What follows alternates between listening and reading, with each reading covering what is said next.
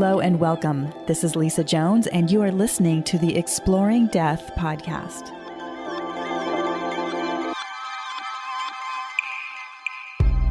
Hello and welcome to Exploring Death. This is Lisa Jones, and today I have Robert Kopecky with me. He escaped a traumatic childhood growing up in Southern California and traveled extensively, living a variety of lives as a factory welder, a monumental sculpture fabricator, an underground cartoonist, and finally as an award-winning Manhattan illustrator, art director, and animation designer for clients like the New York Times and PBS Kids.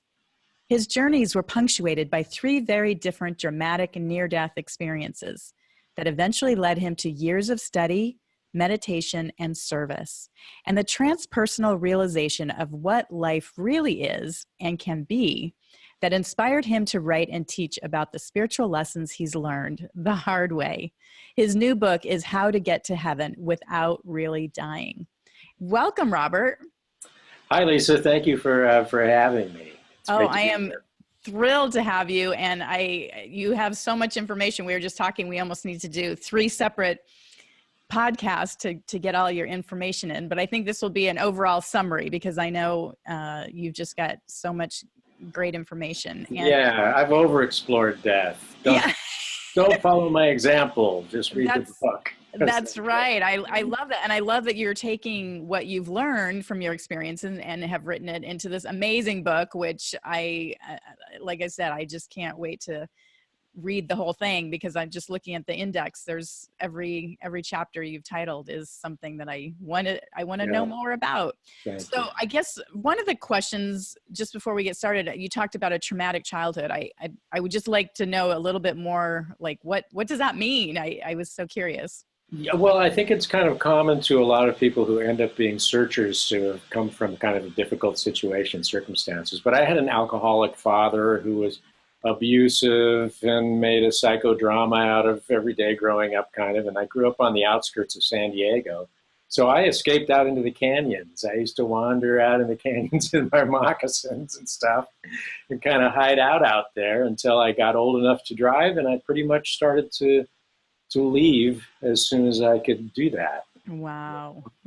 That's amazing. And it sounds almost like then your life, it's almost like you left 3 times with these near-death experiences. You've continued to search and go beyond. So talk about that. It takes a lot for some people. Yeah. Well, I had this kind of life when I was younger of really searching and driving around the Western United States and doing all these different kinds of jobs and stuff. That doing artwork was always a common thread through my life and ended up being my career. And along the way, I had these near-death experiences. The first one was not long after I got married for the first time when I was living in Los Angeles, and I was an illustrator and an art director for a big city newspaper and working for the movies and stuff like that. And I got in a single car accident where I hit a telephone pole. It was dusk. I was driving through an unfamiliar neighborhood, and then my cassette deck malfunctioned. That'll tell you how long ago that was. and I went into a telephone pole, and the next instant I was above at the level of the top of the telephone pole, looking down at the scene, and saw myself hanging out of the car and steam coming up. I could look over into people's yards, like over the banks and stuff, and see people run out. And they called an ambulance, and the ambulance came, and I saw the whole thing and tried to communicate, but I couldn't. And probably the most important, or certainly the thread that runs through the new book, is about going to heaven, where heaven really is this common state of being. It's common to all near-death experiences. It was the thing that was common in all 3 of mine, even though the circumstances, as you'll hear, changed. And that is of being enfolded in love, having this sense of seamlessly enfolded into this kind of field of love with no real constriction anymore, like a liberation and this transcendent unity, this feeling of transcendent unity that goes along with it. Somebody was always there. I'd never turned around and, met them, but they were always there.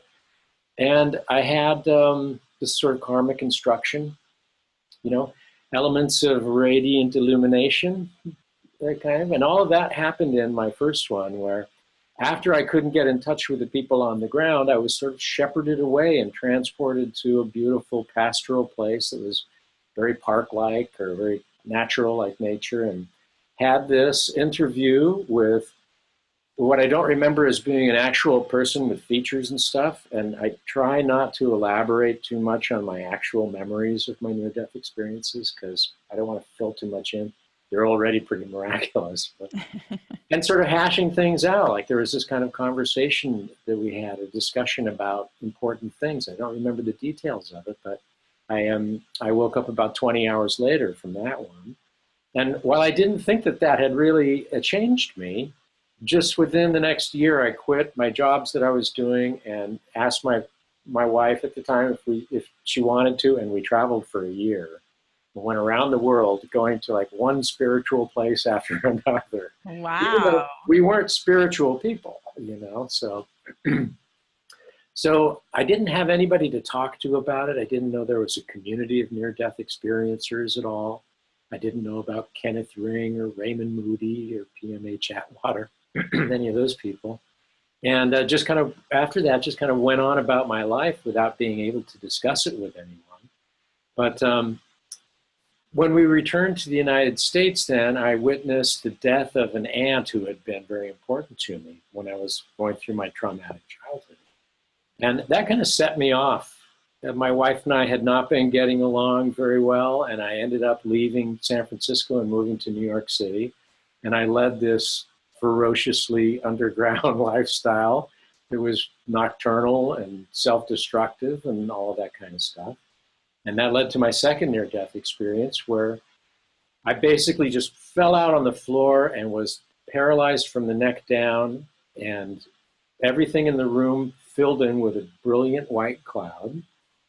And I was, again, that's those same sensations I had that I relate to being in heaven, the sensory experience of this heavenly state of being.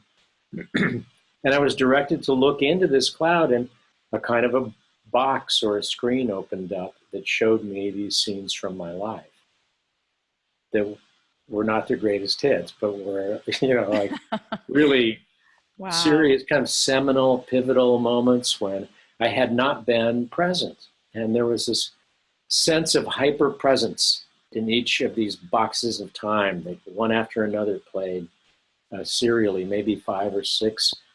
The details of which I don't remember completely. Stuff of it has come back. And for myself, I keep those additional descriptions of things. But for the purpose of describing it to people, I try to stay away from overly elaborating with what I might be making up. I don't know. Right.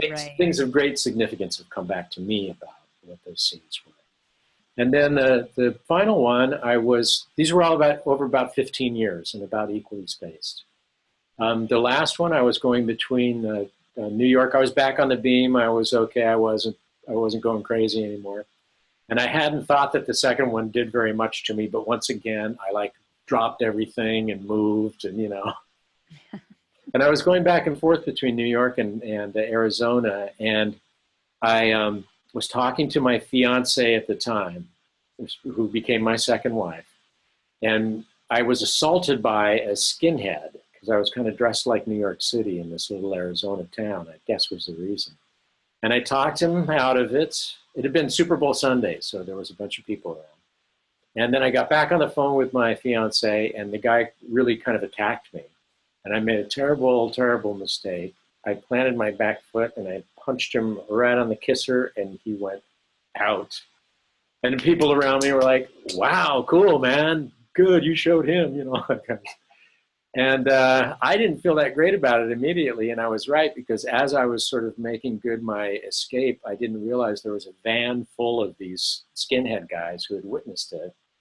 And they drove up behind me and hit me on the back of the head with a crowbar or a tire iron or something, and then got out of their van and stomped and kicked me for almost an hour, as it were.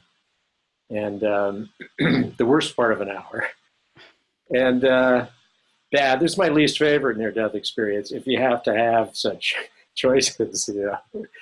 In this one, I was not in nearly as celestial a place. It was much more sort of appropriately womb-like.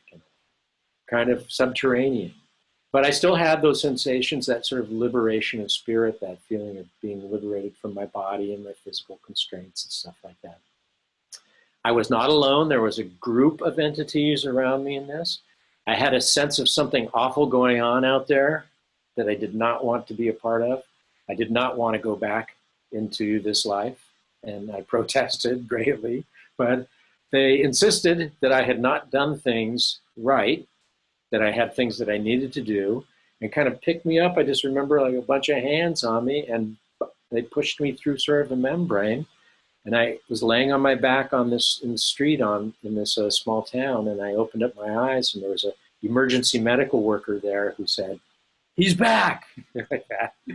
And that was the third one. So I call those the three lessons of perspective, of being out of your body, of relating to life, with that kind of a compassionate neutrality, disembodiment, so to speak. And then the gift of presence, which is that every moment, that this is the moment that we live in, right? The eternal moment is now, when we can reach into this box of time and do things, make changes. And then purpose, that each of us seems to have this kind of dovetailing karma that works into this world and directs us to do what we need to do, and that life is always showing it to us. That in a way, this life, this world is kind of a material metaphor for our spiritual selves. And we're fulfilling these things. That they don't have to be fantastic. You don't have to be a movie star. You might just need to show up for somebody with a certain quality that helps you move the obstacles from love in your life. It helps you realize love. Wow. So that's the three of them. Those are the three, kind of in a nutshell.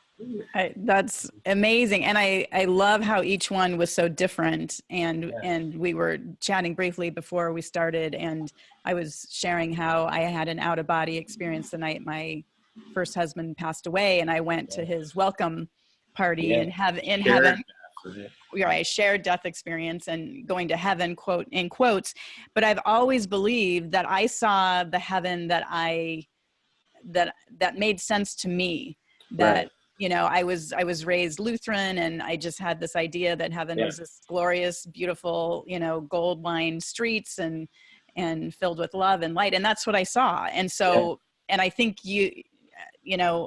or I guess I want to know what your thoughts are. Is why is it that we see that versus like, why didn't I go see an ashram or something, or place, which happens, of course. Well, after my I didn't realize the power of all three of the near-death experiences until later in life, when I took up a meditation practice. Where really, the life that I was living sort of fell apart. I was successful commercially. I was very successful, but my life just kept getting more and more of a mystery, more difficult for me to understand, until I kind of crashed at a point. And I had a dark night of the soul, and I reached that level of humility where I really became teachable. And my life turned around. I started reading and studying and doing service and meditating. And I started to get these urges to write, these like callings to write. And I wrote my first book.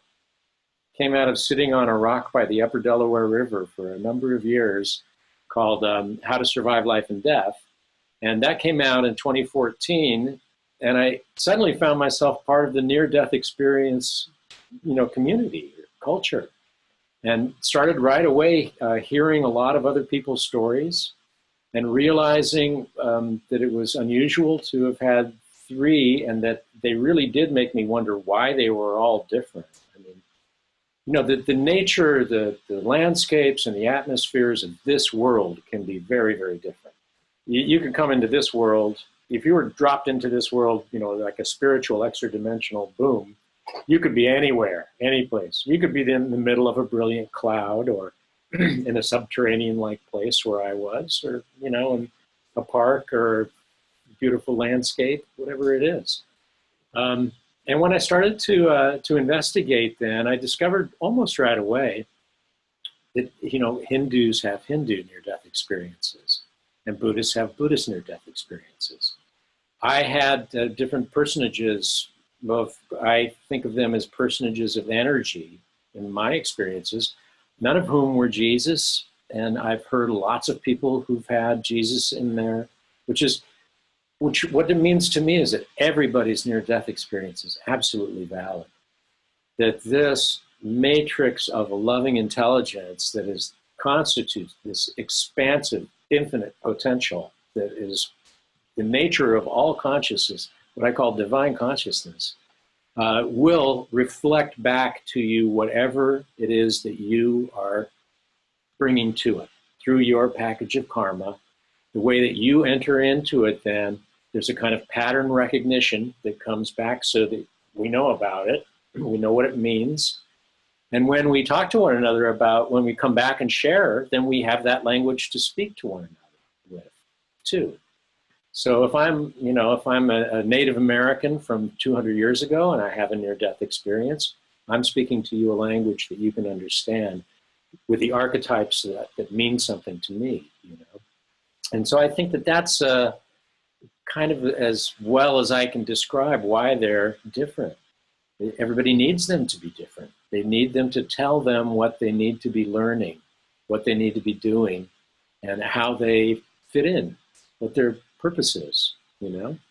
Exactly. And that each one is unique to each individual, because that's the only way they can understand it, you know. Absolutely. And I love I've never heard of that idea before, but for example, if somebody dropped in and they sat in my living room, they would be in Hawaii, right? And they'd look outside and see the palm trees and the ocean and all of that. But if that same person dropped into your living room, you know, you're downtown New York City. So it's a very different view. The thing that it tells me, and that I want to pass along to people too, is that what near-death experiences, what differing kinds of near-death experiences mean, is that this is it right now.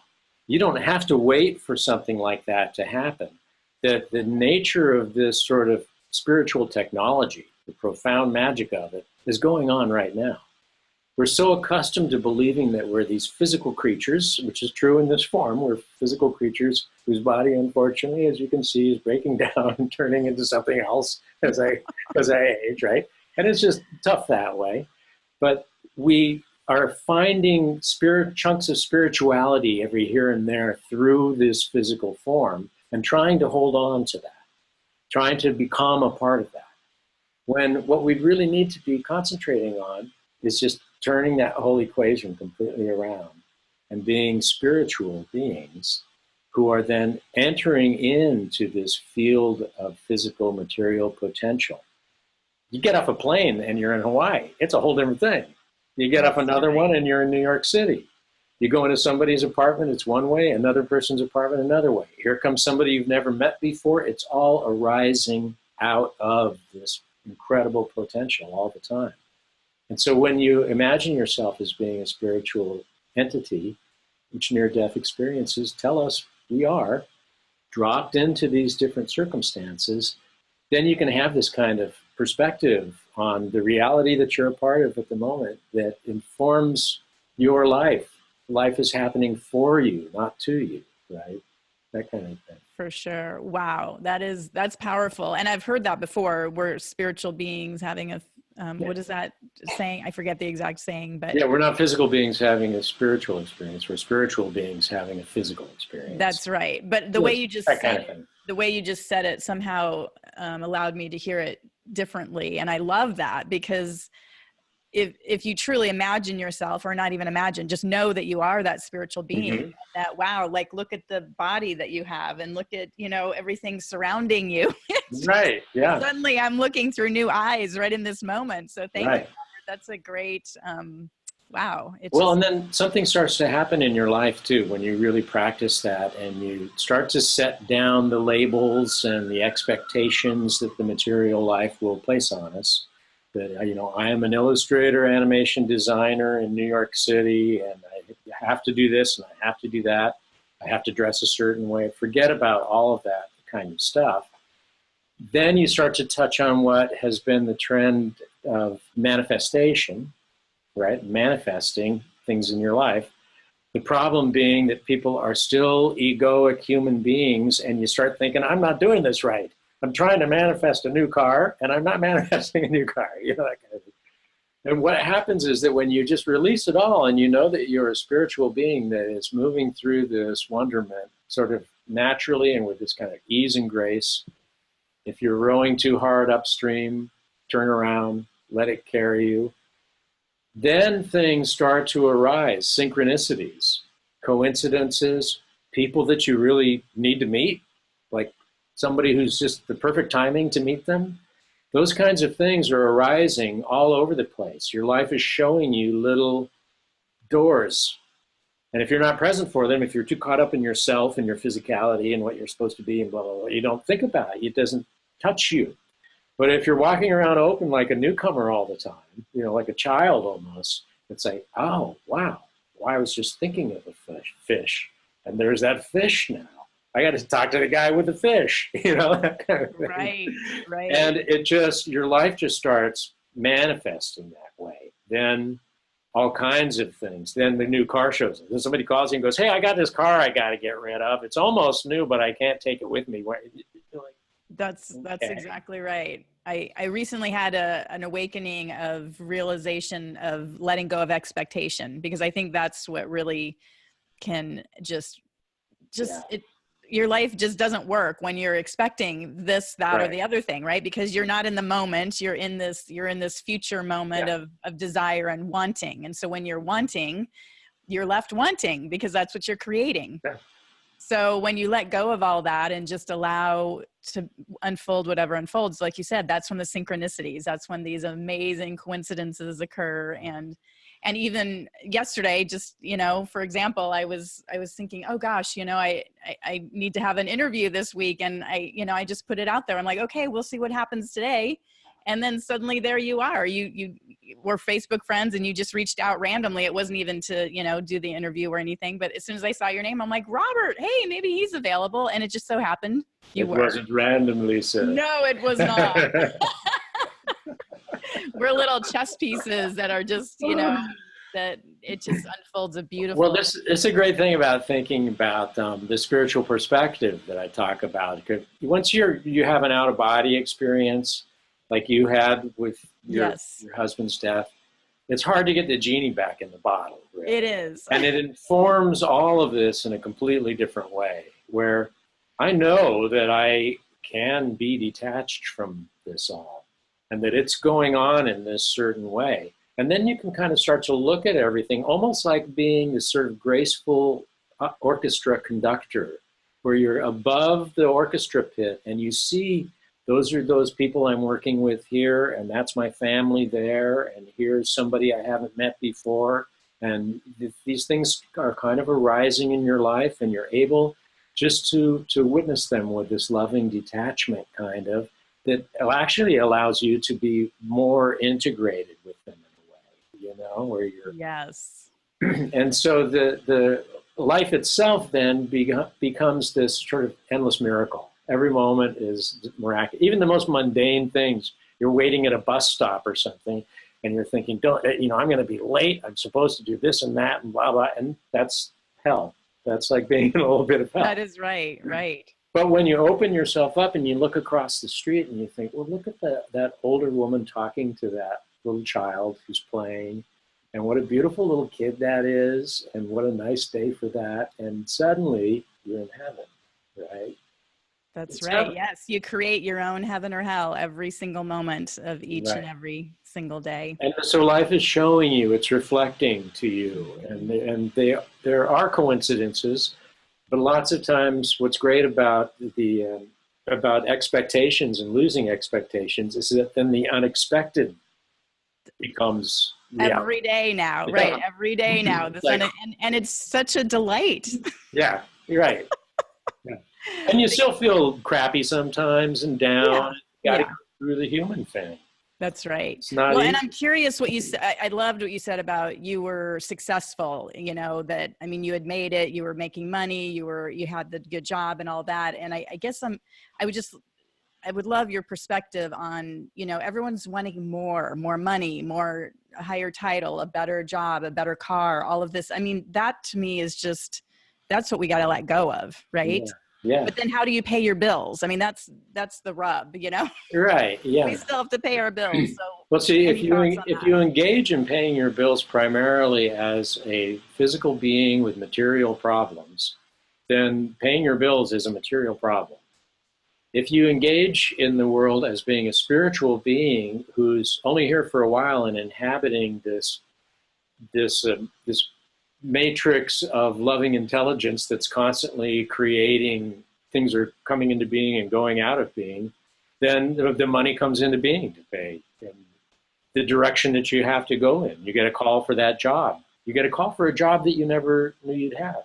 In fact, you may have had this experience, and I'll bet a lot of your listeners or viewers, wherever they are, have had this experience where you're trying to get something. You're putting your energies out in as positive a way as you can out into the world because you need to have something happen. You need to make some money or make a change in your life.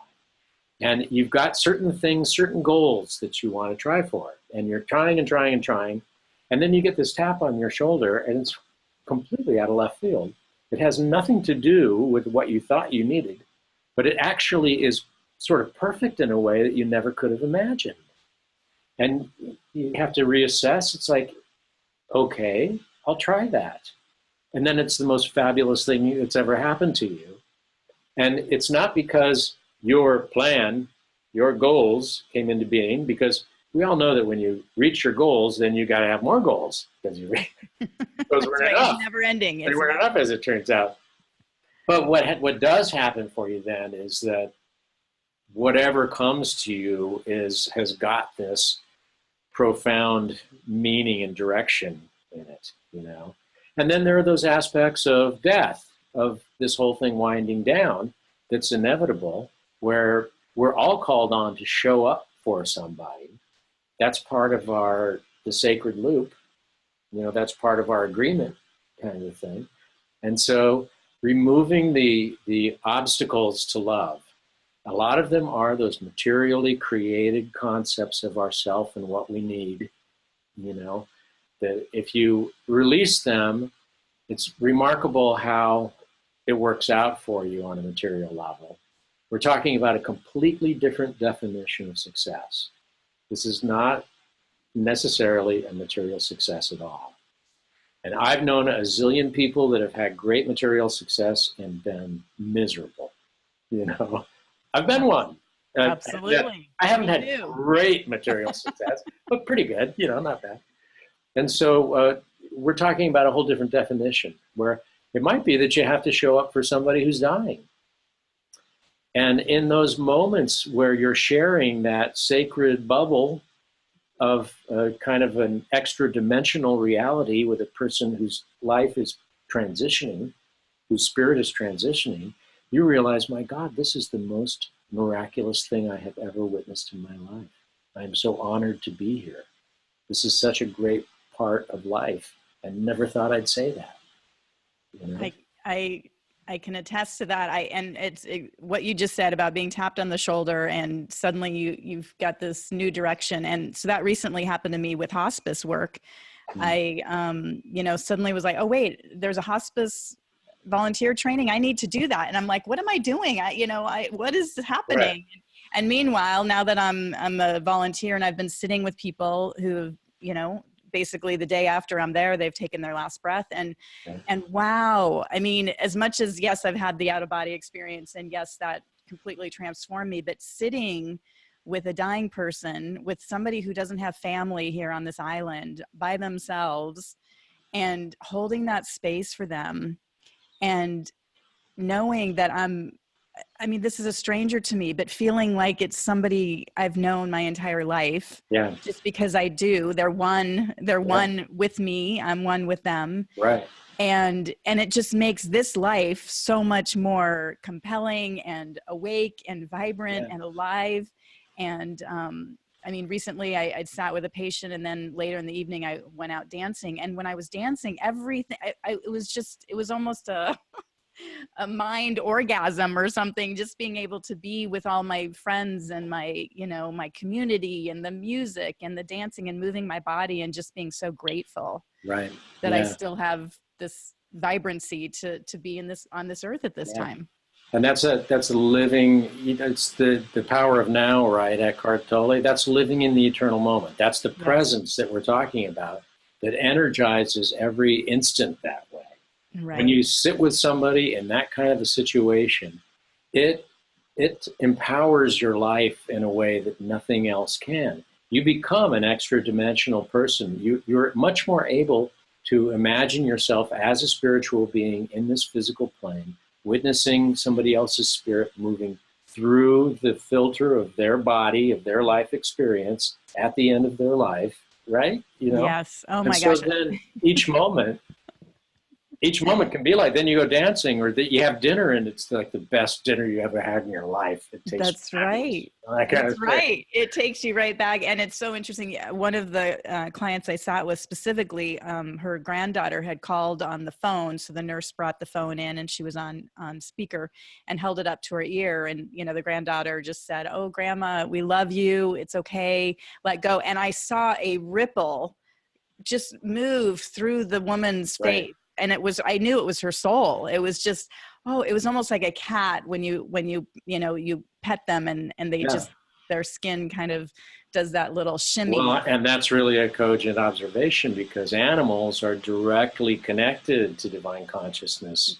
They don't have the formations of egoic structure that we have, the layers of, intellectual significance don't matter. Right, yeah. They don't care what the energy.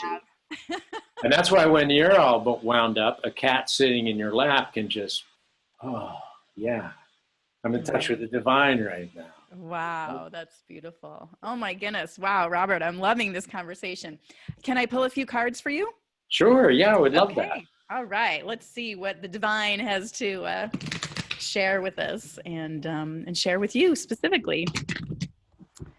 So let's see. So I always pull 3 cards.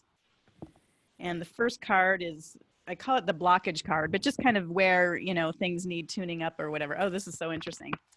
Inspiration, which, I mean, for you, you are an inspiration. So I don't necessarily see that as a blockage card as much as I think what I'm getting there is just for you to be sharing your message, more and more and greater.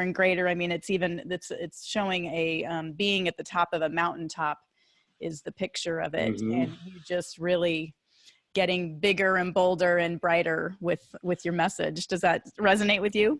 Yeah, well, I'm 62 years old, and so I'm going through this transition in life where I have been doing all of this illustration and animation design, and now I'm an author. I have my second book out. This has all happened in the last 6 or 7 years, and I'm having a little trouble with the transition, going from the one life to the new life. And I love it. I love being able to talk to people and being able to go to these events and stuff like that.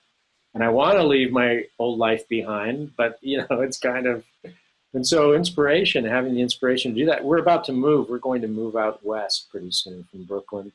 Oh, great. California desert soon. So. Well, wonderful. Well, then that's the perfect next card, because your action card is simplicity. So it's all about releasing and really coming down to just exactly, what it is, what you need to do and just letting go of everything that you don't need. And then your outcome card, I love it, is wisdom. I mean, by you going through these steps, I mean, you're walking your talk, you're the wisdom keeper and wisdom, speaker for all of us by you following your own words of wisdom, Well, those are wonderful. Yeah. Well, I think it's amazing. And I love that you're transitioning from, again, it seems like more the material world to more the spiritual world. And you're opening up more to that. And as far as the wisdom goes, once again, do not follow my example. Near-death experiences are really good just to hear about. They're not necessarily anything you need to do. So read the book and don't go to the same troubles that I went to. Absolutely. Well, and what would you say to somebody that doesn't believe that there is an afterlife? I mean, I guess you can't really convince a skeptic, but I mean, is there any thoughts that come to mind if somebody I like to point out to skeptics that the place we start, the place we're all very sure of, and that, is solidly proven by science, is that we are on a planet in outer space. Definitely. Yes, we can all agree on that. And it's round, right? We can agree. Infinite expanse of who knows what. And so I am sure of everything from there on, The other thing is that there's all this interesting research that's been done, a lot of it out of the Department of Perceptual Studies at University of Virginia with people like Bruce Grayson, who was at the IONS conference where I met you, and Jim Tucker and those guys, who have 2,700 cases of childhood reincarnation, where children who really don't have the means to create the whole thing out of whole cloth to manipulate people, they just go, oh, I lived there. Or that's what I did before, It's like, what do you mean, Bobby? Well, and then a third of the children in their 2,700 cases bear marks on their body that are significant in terms of the injuries that the people that have been researched from the prior life. There is a lot of evidence of the afterlife and of reincarnation. In many ways, more than there is for a lot of things that the average skeptic takes for granted. But because of this nature of ego, of the human experience, having to feel like they're in control and they understand, intellectually they know, there's a need, to prove it to me kind of thing, when it's clearly all a miracle. It's clearly a miracle in every instant, the whole thing, when you really stop and think about it. We're on a planet in outer space. Okay. Whatever's next then is, right. Makes sense to me. That's right. Oh my goodness. That's amazing. Oh, wow. Well, listen, Robert, so how can people get a hold of you and buy your book and all those good things? Well, the both books, How to Survive Life and Death and How to Get to Heaven Without Really Dying. That's the key. And what we were talking about is what this is about, that you can experience these sensations and this realization of a spiritual being without having to have a near-death experience, or it's available in this life.